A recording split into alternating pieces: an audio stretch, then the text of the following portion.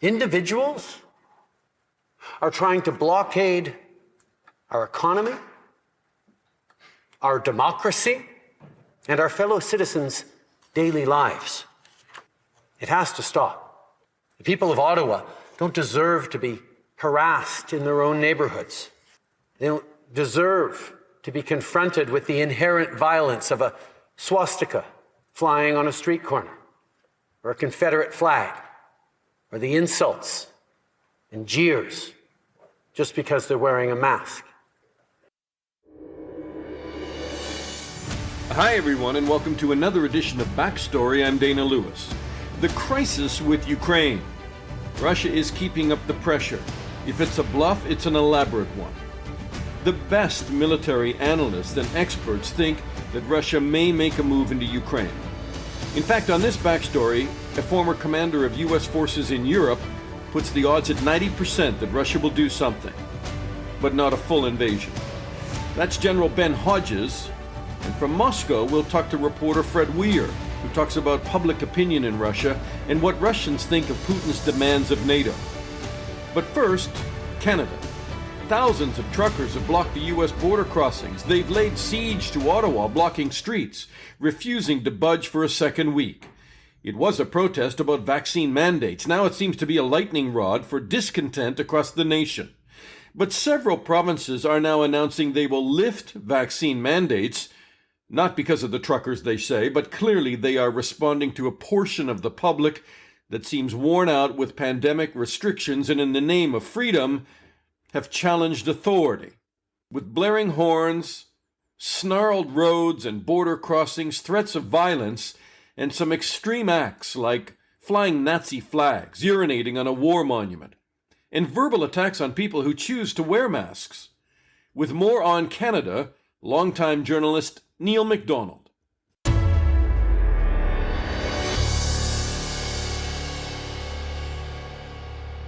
All right, to Canada now, and the beleaguered city of Ottawa, set upon by protesters driving big trucks, snarling roads, tying up a city for a second week. And Neil Macdonald joins us from Ottawa. Hi, Neil. I love that word, beleaguered. That's a media word. I love using that. Neil. Yes, we're beleaguered. It's beleaguered. Neil is a veteran national and foreign correspondent, and we crossed paths a few times, I think, in Jerusalem and elsewhere. Can you hear the horns? Not from here. I'm in a very close, look, this is a little bit like a protest being at the White House and living in Georgetown. I mean, unless you're right in the core, and also the horns, a judge has now issued an injunction forbidding horn blowing. So the horns have quieted down a little bit in the last couple of days. Well, it's nice that they're being considerate. Well, they put out this is real, MAGA Trump stuff, but they put out a statement saying, on Sunday, out of respect for the Lord's Day and the military and first responders and police, we will refrain from blowing horns for 3 hours. It's very considerate of them, right? So what the hell is this really about? I mean, it was originally billed as a rally against vaccine mandates and truckers have to have vaccines to cross the U.S. border. And then we hear that most truckers have had those vaccines anyway. So what do you believe this is about? And there's a lot of people who feel this is much deeper than just vaccine protest. This is a great, big, nasty snowball of grievances, most of which have to do with there's vaccine, the personal liberty stuff, conspiracy theories about the vaccines, hatred, let's own the liberals. There are anti-transgender protesters walking around downtown. There's people carrying Confederate flags. There's people carrying Trump flags. There's people carrying Canadian flags with swastikas. This is way beyond vaccine mandates. If this was just about vaccine mandates, Dana, two things. First of all, the vaccine mandates are put in place by the Conservative Premier of Ontario and the Conservative Premier of Quebec, not the Prime Minister. Second, there's a vaccine mandate at the American border. Like you can get if you don't have one, the Americans won't let you in. So I wasn't going to do a story on this, but then I'm interested because, it's pretty Canadian at the beginning of it. But now it seems bigger than that. And you have like this Diane Deans, the Ottawa Police Services Board counselor and chair, saying this group is a threat to our democracy. What we're seeing is bigger than the city of Ottawa problem. This is a nationwide insurrection. This is madness. And we need a concrete plan now to put an end to this now. She's calling it a nationwide insurrection. I mean, is that a little over dramatic or what? She's not wrong. It's popping up. There were protests popped up in Quebec City, and the Quebec police, you can imagine, having worked in Canada, what the Quebec police would do about that. They reacted very quickly. They blocked the Ambassador Bridge in Detroit yesterday in sympathy, which is the main line of land transportation into Canada. They're blocking the American border at Coutts, Alberta. There have been demonstrations in Calgary, demonstrations in Toronto. So it is erupting in sympathy. And there is this whole challenge of rule of law going on. We don't give a damn what the law says, and we don't give a damn who was elected last Wait a minute. year. Yeah. Canadians? Yeah, I know. Canadians. I say that in a flattering way. Canadians generally are pretty law-abiding. Don't tread on me flags. I didn't even know a don't tread on me flag existed here. We both know what they are because we both worked in the States and around Americans, but like I didn't even know Canadians had any idea what that flag was. Well, they're unfurling them downtown. These are people that, they've been watching Fox News, right? They've been watching Tucker Carlson. They've been watching Rebel News with Ezra Levant. They give press conferences and exclude untrustworthy media, which is to say everybody but Ezra Levant and a few small far-right, internet organizations. So, yeah, there's a pretty extreme disconnect. You've got a group of people who are operating with impunity. The Ottawa police buggered this up almost completely. They didn't foresee any of it. They are helpless to cope with it. And the whole nation, you know that the founding principle of this country is not life, liberty, and the pursuit. It's peace, order, and good government. POG, right? Well, peace, order, and good government is not happening. And people want this dealt with.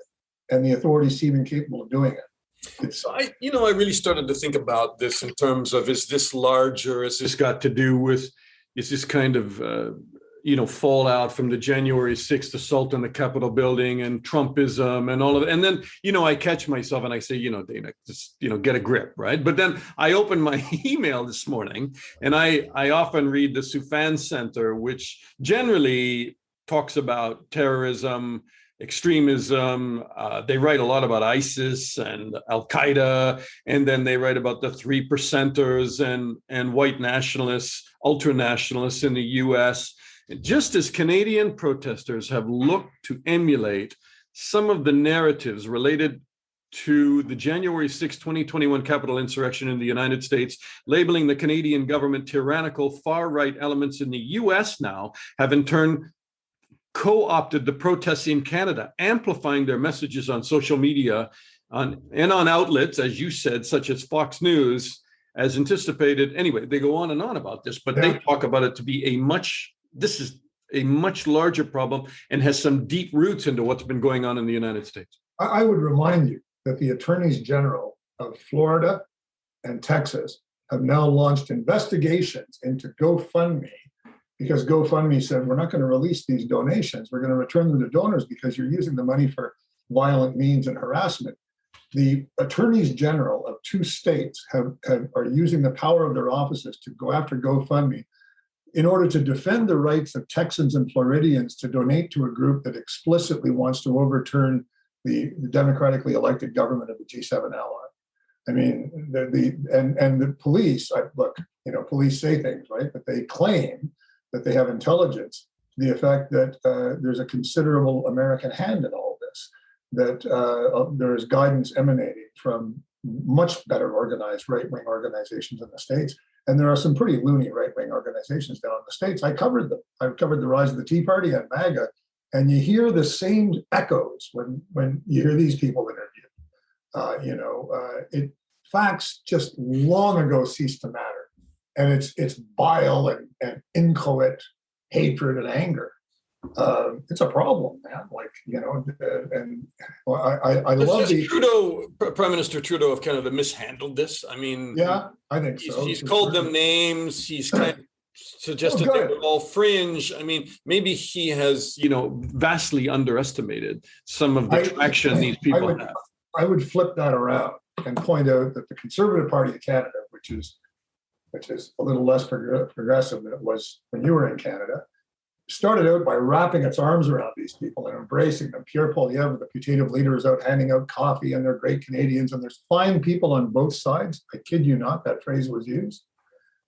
Is now sensing that, maybe it's time to climb down. We want this depoliticized. Let's depoliticize this. Depoliticize it. Okay, fine. Enforce the law. That's not what they want. Right? This is the voice of the base. It's a bit like there was some of the Republican Party, right, where you want to call the people who, not you, but where they want to call the assault on the Capitol on January 6th. They were just some good people protesting. And so I would imagine that there are people in the Conservative Party in Canada that see this as a political win somehow. Engaging in ordinary political discourse. The Conservatives are trying to embrace this. No other party is. And my guess is they're going to pay for this.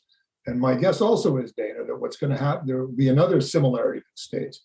After January 6th, the Justice Department combed social media and has tracked down hundreds of people and charged them criminally.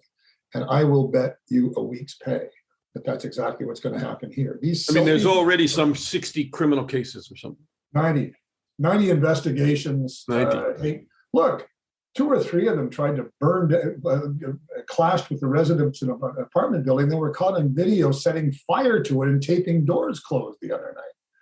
Great. That was 2 nights ago. I didn't know that.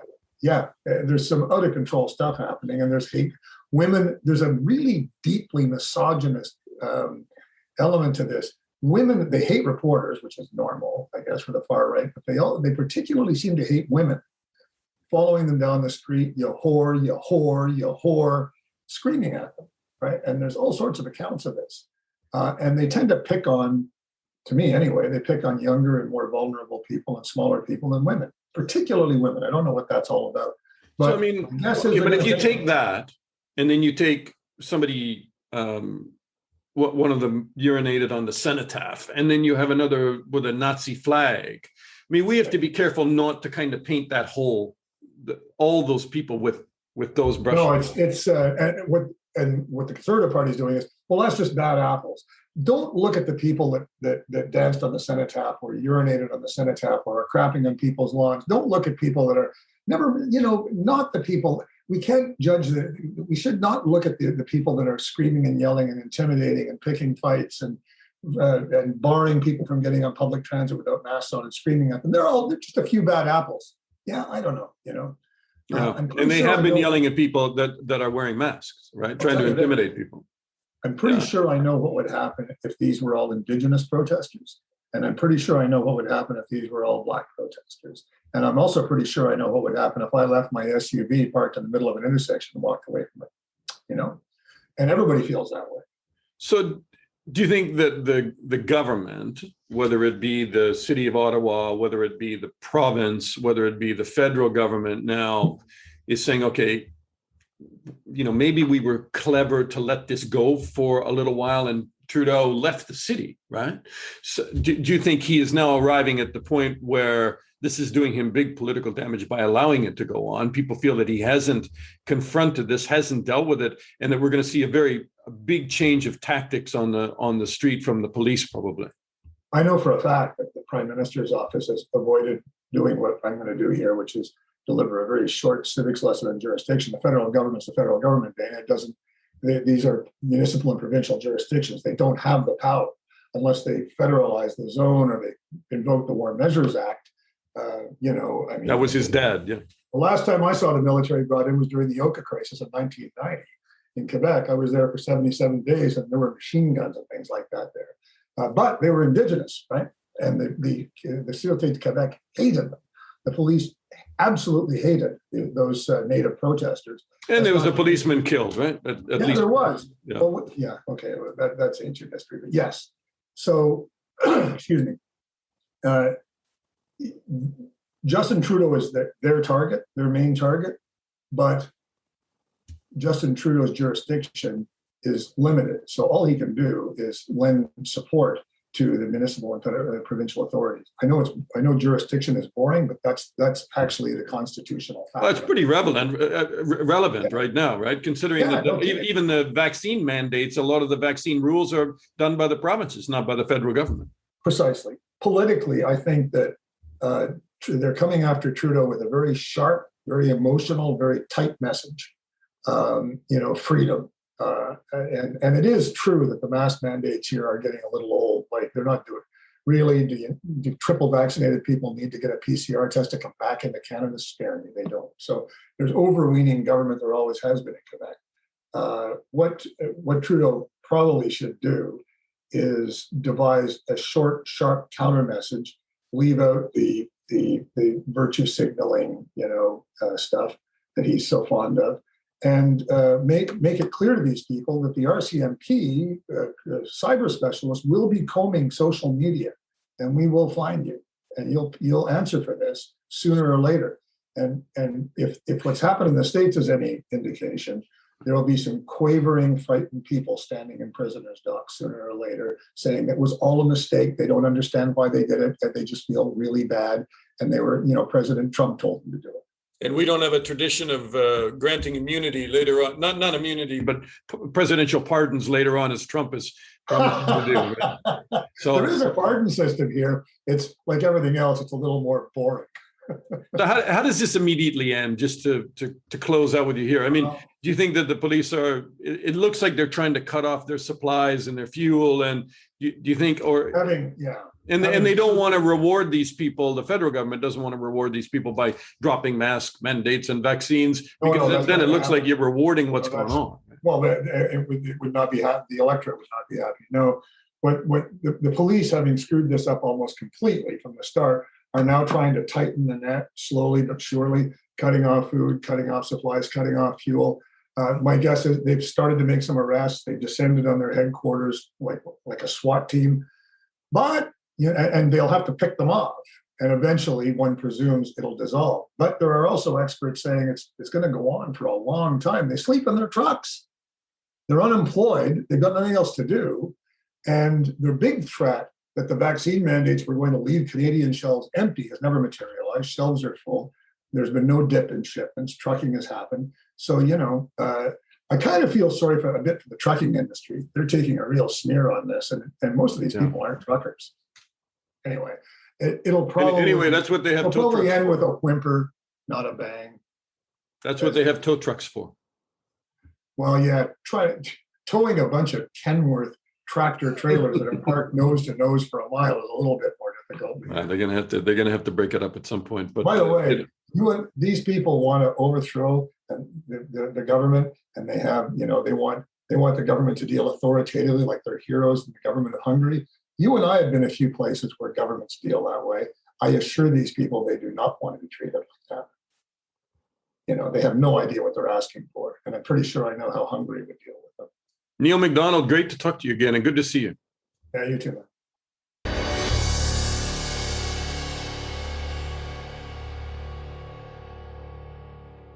All right, let's talk about Ukraine now. And retired Lieutenant General Ben Hodges is the former commander of U.S. Army forces in Europe, and he is also the Pershing Chair for Strategic Studies at the Center for European Policy Analysis. Hi, General. Dana, it's good to see you again. So you've just come back from Ukraine. What left the biggest impression on you? Because it's not the first time you've been there. I was impressed with President Zelensky. I had the chance to spend a little over an hour with him in a very small meeting, and he impressed me with his realistic understanding of the threat. He knows that his government and also the sovereignty of his country are under huge danger from Russia. He knows that. But he also is wrestling. He's having to balance dealing with that threat, but also keeping his economy going. And so he's frustrated, frankly, with the White House and the Pentagon, that there's so much loud noise that, any day there's going to be this huge attack. And it's putting a lot of pressure on their economy, which, of course, is exactly what the Kremlin also wants. On a scale of 1 to 100, where does General Hodges put the likelihood of an invasion by Russia now? 90%. So you wouldn't want to accuse the White House of overstating the threat then? Well, it's the type. The White House has not overstated the threat at all. It's what does this new attack or new offensive look like? I believe it's going to happen shortly after the Winter Olympics. Everything is moving into place. More ships are coming into the Black Sea, as we all know. But I think it's not going to be this massive assault, big giant red arrows heading towards Kyiv. I think it's going to be something that's a lower profile, that's still accomplishes what the Kremlin wants, which is to continue to undermine and squeeze Ukraine, but below some threshold where even all of our European allies would have a hard time going along with maximum sanctions. Right. And I certainly didn't mean to suggest you were accusing the White House of overstating the threat. It's President Zelensky who again and again has tried to, to damper down some of the rhetoric that's been coming out of the White House, feeling that that's not doing the situation any good. So when you talk about a limited incursion, how would you characterize what you think the Russians are about to do? Yeah, well, if I may, two things happened when I was in Kyiv that illustrated President Zelensky's concerns about the economy. Number one, I spoke with the head of the American Chamber of Commerce there in Kyiv, and he said that most of the American companies were approaching him saying, "Should we pull our people out?" So that's significant.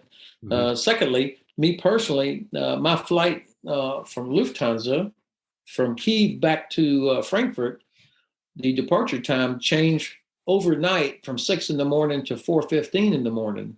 without notification. And we discovered that Lufthansa is looking to reduce the amount of time its planes spend on the ground in Ukraine and the number of flights it's having. So these are real implications that President Zelensky has to address. And he emphasized he's not asking for troops. He's asking for what the administration is doing now, the tools with which they can defend themselves, but also financial resources so that he can grow the size of his army. So that's why this is a big deal. Now, a new Russian attack. First of all, I would not use the word incursion. That sounds fairly tame. But whatever this attack is going to look like, there's going to be cruise missiles, there's going to be cyber, there's going to be destruction. People are going to get killed. It's not going to be a breeze for either side. But I think more likely is that we're going to see amphibious operations on the Black Sea coast and the coast of Sea of Azov, probably with the Russian fixed-wing aircraft providing support. I just don't see the big red arrow going into Kyiv. It's possible, and of course, they'll be up there so that the Ukrainians are having to worry about that. But I think if it's that, then everybody in Europe would have to go along with the worst possible sanctions. And I think the Kremlin would like to avoid that. Well, I mean, the Americans, the Europeans have said one tow across the border will bring about hard, heavy sanctions against Russia, and not scaling up a response, but the hammer will fall in terms of what the Europeans and the U.S. are able to do. Well, and that you're exactly right. That is what they've said, and I hope that's what would happen if one single Russian unit advances further into Ukraine. And what would they be trying to do, like, Ben? I mean, you're saying that, okay, obviously, and we're seeing ships move into the Black Sea as we speak. So, right. They do some amphibious landings. They move into eastern Ukraine to go where then if they're not going to Kyiv? Imagine a boa constrictor around Ukraine, okay? And it's a Russian boa constrictor that is squeezing. It's been doing this since 2014. It's been squeezing. When they invaded Ukraine in 2014, they kept Crimea. They are in the Donbass supporting, leading, equipping, arming the so-called separatists. And now they've got 130,000 or so troops along the northern border. The Black Sea Fleet is being enhanced by additional ships arriving this week from the Baltic Fleet, plus the ships from the Caspian Flotilla. They were brought over last year. They never left. They've stayed in Sea of Azov. So this squeezing continues to choke the economy of Ukraine, and it puts massive pressure in hopes that either Ukraine or the West will blink, that somebody will say, okay, we don't want a conflict, and then make some kind of massive or significant Concession. Thank you. If we don't blink, and if they decide to go ahead and attack, which would be the next level of pressure, then I think what they would do is probably something along the coast of Azov, this so-called land bridge that goes from Mariupol down to Crimea. They could do that. I mean, Azov is not even international water. So I think there will be some pressure on some countries to say, come on, that's clearly an internal issue. This is not international. And I just think that the Russians are betting based on past performance that there will be some governments that will be reluctant to go along with this represents something calling for sanctions like you've never seen before. And what do you think? I think that Germany is the key. I believe that Chancellor Scholz in his meeting with President Biden back on Monday, I think they have a very, very clear agreement. I was impressed, actually, even though Chancellor Scholz didn't say the words Nord Stream 2 like people were begging him to do.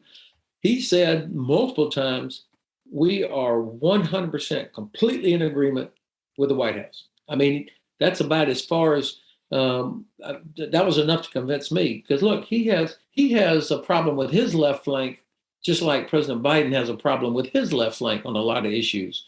And so I thought what Scholz said was compelling.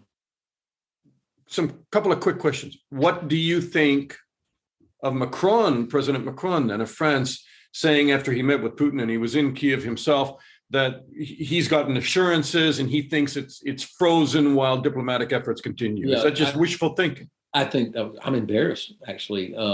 First of all, President Macron is doing this. He's got his own election in April. So he needs to show, France is this, and that he's now the guy, now that Merkel's gone, it's going to be him that's going to solve this.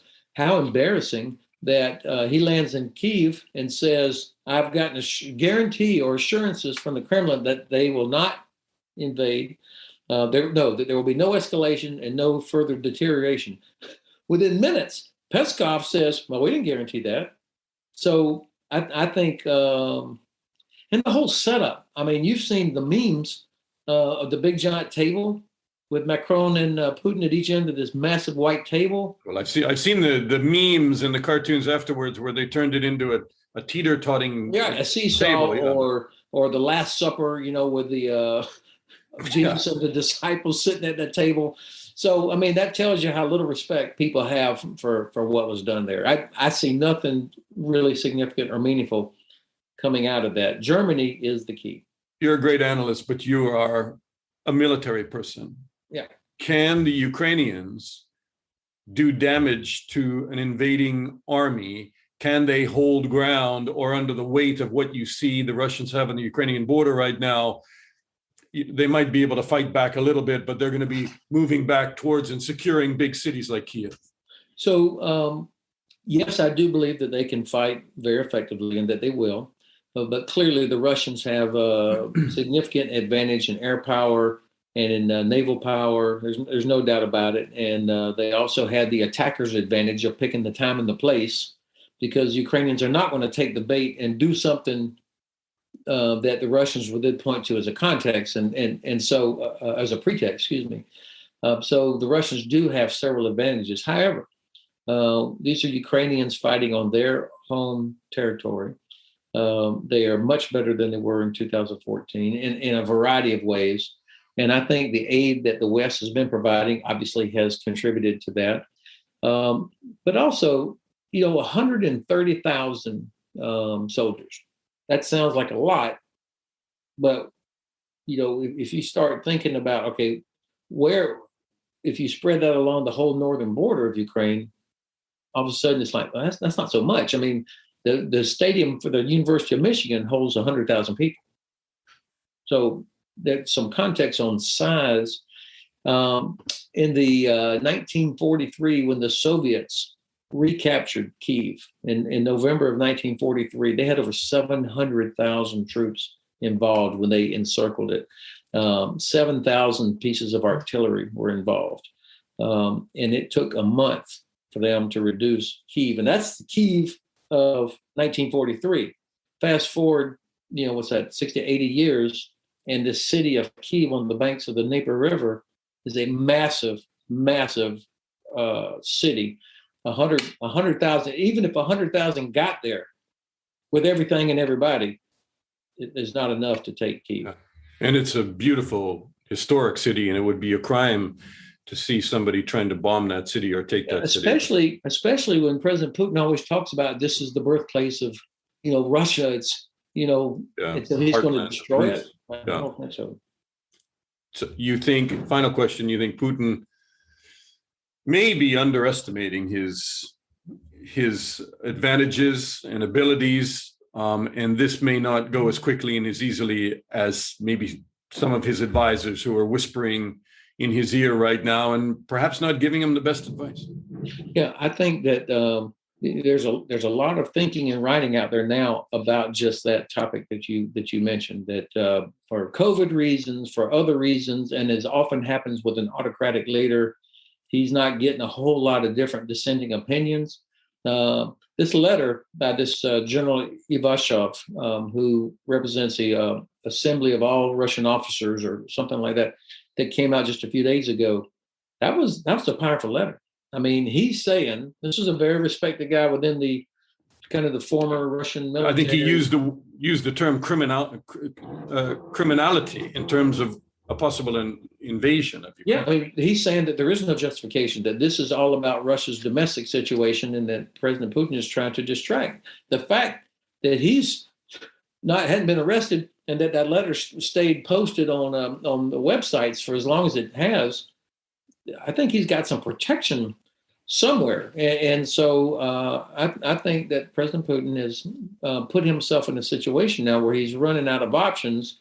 He either has to climb back down, or somebody in the West has to just roll over on something, or he has to, declare victory because he's got everybody talking to him and they're respecting Russia now, and then he can go home. But I'm not. That would be the best hope, but it doesn't look like that, and we're going to know soon, based on predictions of timing. So, Lieutenant General Ben Hodges, always great to talk to you, sir. Thank you so much. Thank you for the privilege, Dana.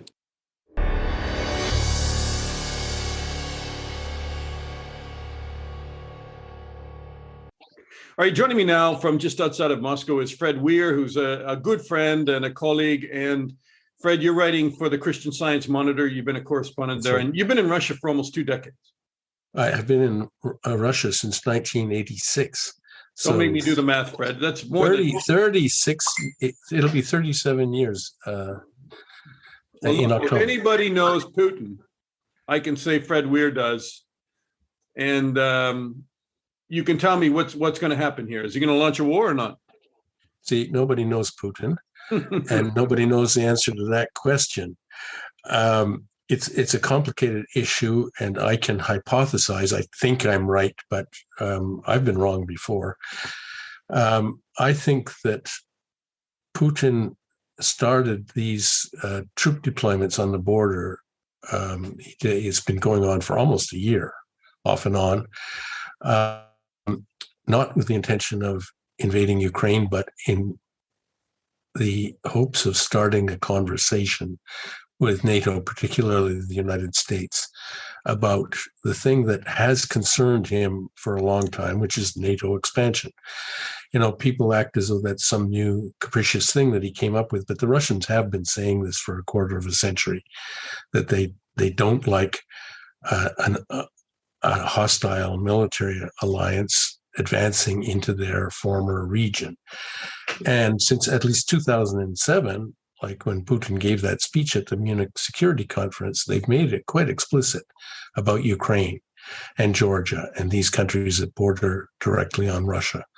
So the moment is such that he's threatening war.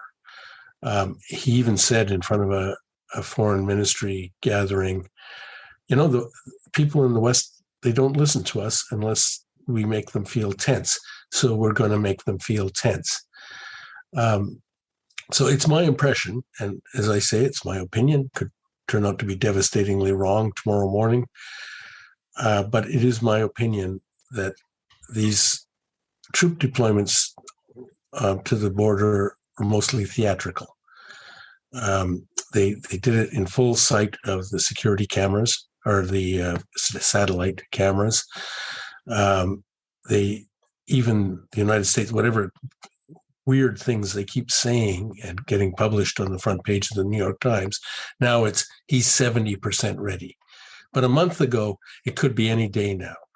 I don't think that Putin is planning to invade Ukraine, and as long as the diplomatic process goes on, and it is going on, I think he will continue this game of keeping this threat in place.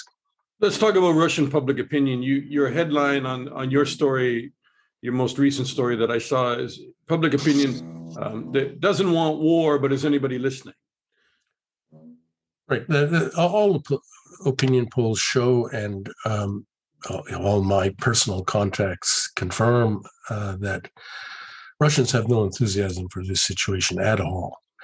I mean, 8 years ago, when Putin annexed Crimea and that Maidan revolt happened in Kiev, lots of Russians had strong opinions.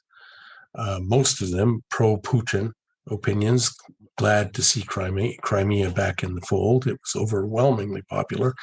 But people who were traditionally like anti-Kremlin or liberal-minded or pro-Western also had strong opinions, and they took them to the streets. In 2014, we had two big demonstrations in Moscow here, like over 10,000 people, against the annexation of Crimea. So neither end of that spectrum, that emotional spectrum, is in evidence now. It's odd to me how Russians support the Kremlin. They're reluctant for war. Russia is pushing 100,000 troops and more on the Ukraine border, but polls by the Levada Center in Russia and others say that Russians really blame the West for creating this knife edge situation, but it's Russia who put the troops on the border and looks like they're threatening to invade. How does that translate that for me, would you? Oh, that's easy, Dana. As I told you, I've lived here for more than 3 decades. I live among Russians, and I don't think anyone who is born Russian and with a Russian mindset is not going to see red spots before their eyes at the idea of Ukraine joining NATO. Russia, it's amazing to me that over a quarter of a century, NATO has expanded into all the former Warsaw Pact countries. Every single one has joined NATO. 3 former Soviet republics have joined NATO, and Russia rolled over for that. That's a huge historic gain for the West. I mean, it's amazing historically that such a massive geopolitical shift would take place. And it's only now that Putin seems to be drawing the line, a red line, at Ukraine. And I'm not a Russian, I'm a Canadian, but as I say, I can more or less empathize with the way they feel about the idea of Ukraine joining NATO, of that country having NATO infrastructure, NATO troops, like basically 3 hours march from Moscow. Do you know Russian history? I think you do. So this is a neuralgic point for Russians. They've been invaded 3 times from the West in as many centuries, and they are simply not. This is just not something they're going to accept. And Fred, I lived there for 12 years as well, and I was coming and going from Russia for almost 20. And I don't think most Russians viewed NATO as a threat. But if the Kremlin keeps telling them NATO's a threat, then they will and do. Well, it's a class of people who think about geopolitical problems, who form the ideas that guide nations. I mean, the United States is very much like that. What have we got on the American side? We have think tanks and political parties and interest groups who do most of the foreign policy formulation. So it's maybe a little bit more concentrated in Russia, but it's not just Putin. And the fact that this message is received by the average Russian and accepted is pretty remarkable too, because I can remember periods in this country's history where anything the leaders said was rejected. People thought it was ridiculous. The fact that they support Putin is rather important information. Critical information right now. But I'll tell you what, if the shooting starts and the economy collapses because of sanctions, I wonder how hard or soft that support could be. Yeah, no. Obviously, war changes everything, and actual shooting war would lead to massive consequences, and I think economic consequences on both sides in the West as well. I mean, if the Russians shut the gas off to Europe, would that not be rather painful? So I think we all have like a huge vested interest in avoiding war, and hope that there are compromises, ways to avoid that. I think this diplomatic process is going on. Macron was here yesterday. He's gone to Kiev today. The fact that this continues after almost 2 months, even after both sides put out like irreconcilable public positions. I mean, if that was all there was to it, they would have walked away from this by now, but they haven't. So there's obviously people realize there's something that's got to change. Things can't go on the way they did 25 years ago to today. Ukraine is never going to join NATO. That's just pretty clear. The Russians, short of World War III anyway, the Russians aren't going to wear it. So something else needs to be invented. And I think Macron... Has anybody, because you watch Russian media all the time, has anybody actually floated a compromise, a freeze? I mean, what is the idea? Because the harder the Russians have pushed on Ukraine, the more public opinion in Ukraine, we talk about Russian public opinion, but public opinion in Ukraine pushes towards European Union membership and NATO membership, because they are being punished by Russia. In their view, they are being killed by Russian rebels, or independent rebels, some of them, but supplied by Russia, commanded by Russia. So, I mean, you have really dangerous polarization of thought in the two countries. And Ukraine is a country, a sovereign country. Sure it is. And I don't think even Putin denies that. But yes, Ukraine is a sovereign country, and it is very much the victim here. I myself am of Ukrainian Canadian roots. I care very much about Ukraine. And I travel there a lot. I cover it for the Monitor, have done for 20 years, and it is a deeply divided country and politically very unstable one. If it were this united country that you sort of hinted at, where everybody's all on the same page and they're all angry at Russia, blaming Russia, if those reactions were reliable across the population, then it would be over. But it's not. The eastern Ukraine is, east of the Dnieper. Everywhere you go, people are anti-Kiev. They reject the Maidan revolution. They're not pro-Russian in the sense that they want to join Russia or they empathize with the Russian point of view. What they want is to go back to the way things were before. Because those regions of Ukraine were part of Russian states for 300 years. Everybody there speaks Russian. They all have relatives across the border. There's a tremendous amount of intermarriage. And until 2014, they had open borders, open trade. They traveled back and forth. I can remember being in Kharkiv where the Ukrainians are building a wall. between at the Russian border, a fence, an electrified fence. But and in Kharkiv, they just hate that because they used to be able to get in their cars and drive to Belgorod, half an hour away. They had favorite restaurants, friends to visit.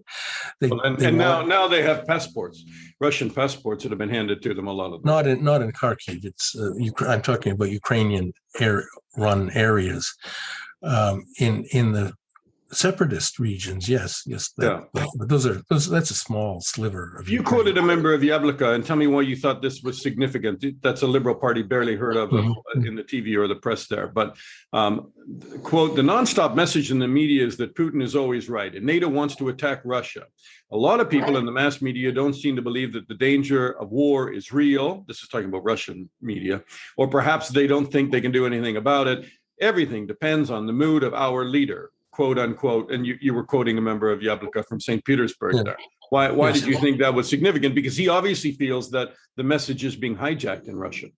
Yes, yeah, and this is a clear portrayal of a certain point of view in Russia. Liberals who are old intelligentsia, that fellow Boris Vishnevsky, whom I've known a long time, is old, very, very bright, well-educated person who was a dissident in Soviet times, lived through the 90s, believed that it was an opening for freedom, and has been deeply disappointed by the return of a traditional Russian type of state, which is what the Putin state is.